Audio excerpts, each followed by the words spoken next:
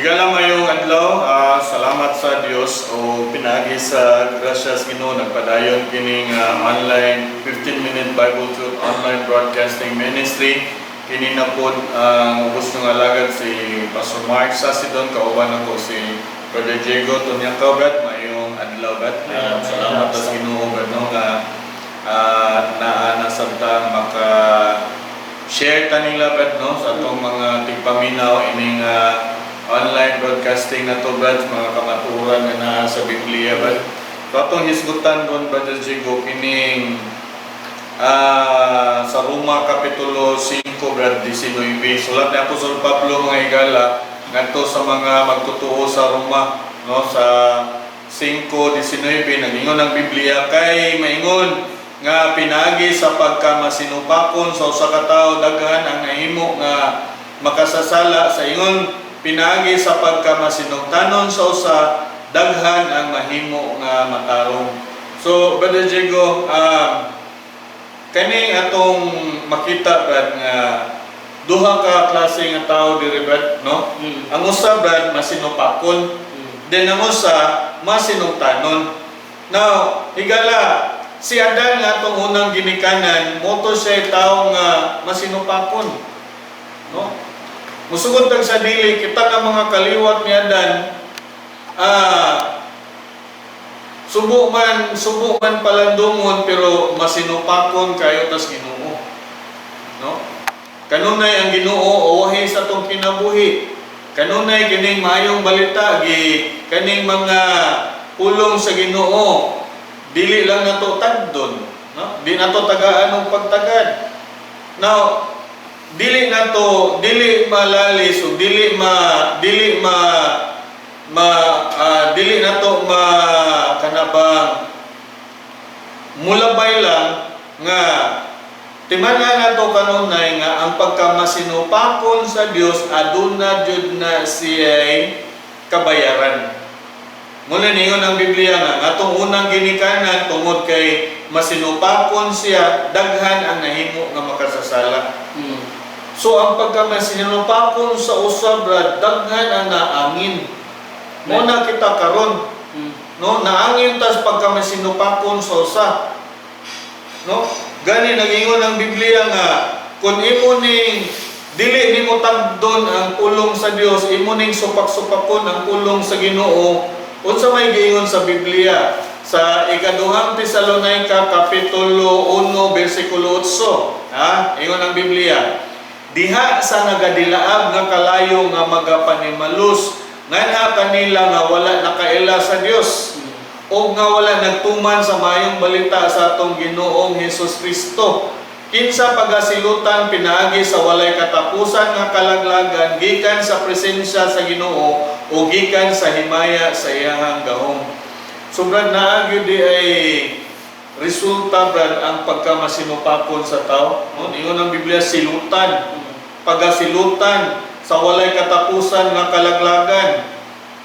Mobito ningon ang Hebrehanon po Brother Diego nga sa Kapitulo 2 versikulo 3 ingon unsaon nato pagpakaikyas kung dili kita manumbaling sa mao kadako nga kaluwasan. Sigala wala kita ikyas sa Ginoo. No? Kay ngano man ang kaluwasan ni gala gibuhat na ni Jesus Christ dito sa krus. Pero wa kita manumbaling, wa kita magtagad. No? Munang mga anak ta sa pagkamasinupakon. But ingon ang Biblia, nagingon ang Biblia sa usapod ka tao daghan ang mahimo nga matarong. Nga kung mo sugot ka ni Ginoong Hesus nga siya may imong manluluwas, nagingon ang Biblia higala mahimo ka nga matarong.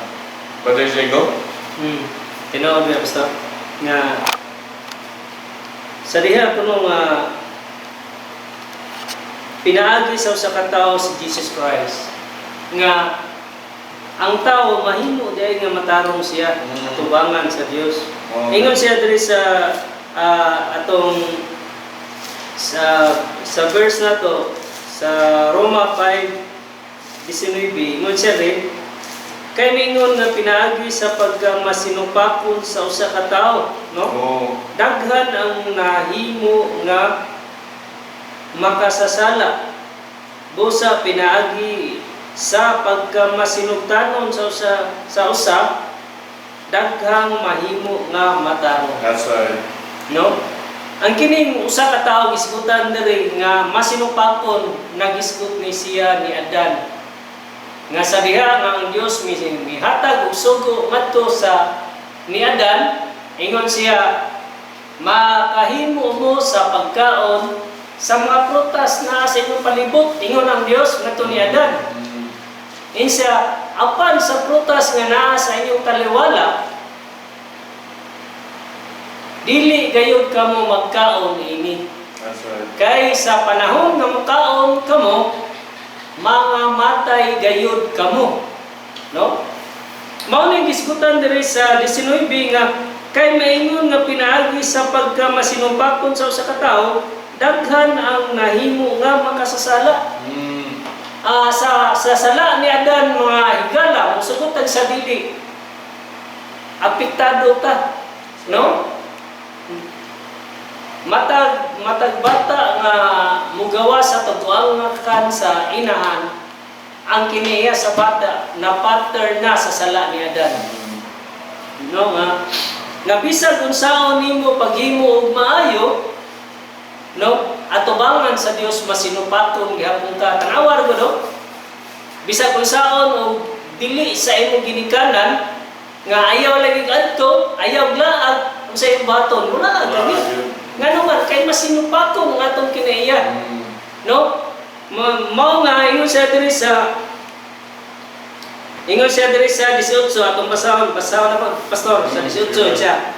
Busa maingon nga pinaagi sa paglapas sa usa, ang hukom miabot na nganha sa tanan mga tao. No? Ngadto sa nagisgot ni Jesus Christ, ngadto sa ang hukom miabot na ngadto sa tanang mataw, ngadto sa pagkahinukman sa silot. Sa ato ba di ay mga higala nga pinaagi sa paglapas sa usa ka tawo, kitang tanan na hinukman nata sa silot. No? Right. Ingon sa 12 pastor. Tungod niini maingon nga pinaagi sa usa ka tawo ang sala misulod nganhi sa kalibutan, ug ang kamatayon pinaagi sa sala, ug busa ang kamatayon midangat sa tanang mga tawo kay ang tanan nakasala man. Higala bisag mingon siguro ka wala kay sala, apan ang Biblia nagpamatuod nga ikaw usa ka makasasala. No? Busa hinukman ta sa silot. Hinukman ka sa silot. Pingan siguro ka, Brad, wala may hukom. No? Taraw taga example. Kanang tao nakasala karon, di ba? Makasala, pastor? Mulayas. No? Mulayas yan kay aron dili mo muikyas, di aron dili sa mahukman. Apan dili niya matago ang iyang kaugalingon nga na-record na ang iyang pangalan ngadto sa hukmanan. Na-blatter na ang iyang pangalan. Silutanan. Silutanan na siya. Sila sa panahon, madagpan siya, tanggong dayon siya sa prisuhan. Ingunaan na ta mga higala, buhi pa ta, we are condemned already. That's right. Gikondena na ta sa Dios. Apan pasalamat ta sa usa ka tawo nga mao si Jesus Christ. Mga higala, ang Dios gisuwayan niya kapot ang tao pinaagi sa balaod, no? Gisgamit niya si Moises nga gihatag niya ang sugo nga unta ang tao mahadlok niini nga dili mobuhat niini. Apan kitang tanan nakalapas sa kasuguan. Sa diha gud mingon ang sugo gud ayaw pagsukol sa ginikanan. Pangutana higala, wala ka ba ang kasukol sa imong ginikanan? No? Kung mingon ka karon nga misukol ko, sa ato pa nakalapas ka sa balaod, hinukman ka sa silot. Tanawan ko ng 20, verse 20, sadugang pa ang balaod misulod aron nga ang paglapas mo nagaya, apanhain ang sala midagaya, ang grasya mas labaw pa nga midagaya. Aron maingon nga ang sala ni hari ngadto sa kamatayon, bisan sa samang paagi ang grasya mo hari pinaagi sa pagamatarong ngadto sa kinabuhing dayon, pinaagi ni Jesus Christ. No? Ni Hesus Kristo nga atong Ginoo. No? Ang balaod mga higala gihatag sa Dios. Ingon siya, si bisan kinsang mutuman sa balaod, mabuhi siya, dili mamatay. That's right. Apan, subo palandungon mga higala, nga ingon ang James 2:10, nga bisan nakatuman ka sa siyang kasugo, kay napuuman ang sugo, niya nakatuman ka sa siyang kasugo, niya nakalapas ka busa, ingon siya, malinapason ka sa tanan. No? Pangutana, nakatuman ka ba? Pila kasugo imong natuman? No? Sa ato, buot pasabot kitang tanan, patay tungod sa balaod. Apan tungod sa usa ka tawo, ang grasya mo hari, pinaagi sa pagamatarong ngadto sa kinabuhing dayon, pinaagi ni Hesus Kristo nga atong Ginoo. Pasalamat ta higala. Ang balaod, higala, gihatag ngadto ni Moses aron iyang giyahan ang mga tao, pinaagi sa balaod. Kitang tanan patay at tubangan sa Dios. Apan pag-abot ni Jesus Christ, ang Dios, mihatag siya sa iyang bugtong anak. Ingon ang Biblia, aron si bisan kinsa nga musalig kaniya dili malaglag kundi may kinabuhing hidayon. Juan 3:16. Higala, walay nakatuman sa balaod, busa si Kristo ang mituman sa balaod. Aron si bisan kinsa nga motuon niya, mahimo siyang matarong atubangan sa Dios. Si Kristo ang mituman, dili kita. Busa ang atong bahin mga higala, ato lang dawaton si Kristo nga atong manluluwas. Ato siyang tuan nga siya mibayad sa atong kasalanan dito sa cross. Inay nga kita mubayad sa atong sala, kay kita ang kasala, apan tungod sa gugma sa Dios, siya ang mibayad. Siya ang nagsakripisyo sa iyong kagalingon. Aron ikaw, ako, dili na mahukman sa silot kundi makabato na tas kinabuhing dayon sa. Amen. No? Busa igala hagiton ko ikaw nga ayaw ipanumbala ibaliwala ang iyong mensahe nga nagdungog karon. Amen. Dawata si Jesus Christ nga imong manluluwas kay siya gikan sa langit gasa sa Dios. Aron ikaw ako dili na mahukman sa silot. Amen. Mo na nang sa Roma 8:1 brad nga busa karon wala na pagkahinukman sa silot ngadto kanila nga naa ni Kristo Jesus.